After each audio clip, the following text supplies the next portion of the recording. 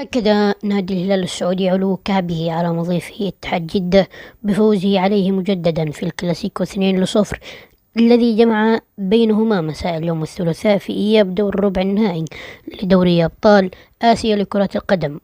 وأحرز هدفي الزعيم كل من المدافع ياسر الشهراني والمهاجم البرازيلي مالكوم في الدقائق 61 و90 على الترتيب من زمن اللقاء الذي جمعهما في ملعب مدينة الملك عبدالله الرياضية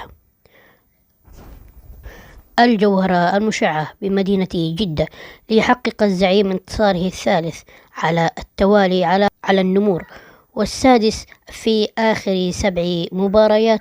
واصطاد نادي الهلال العصفورين بحجر واحد، إلا أنه صعد إلى الدوري قبل النهائي لدوري أبطال آسيا بعد أن كان قد فاز على اتحاد جدة ذهابا أيضا بالنتيجة ذاتها بهدفين بدون أي رد.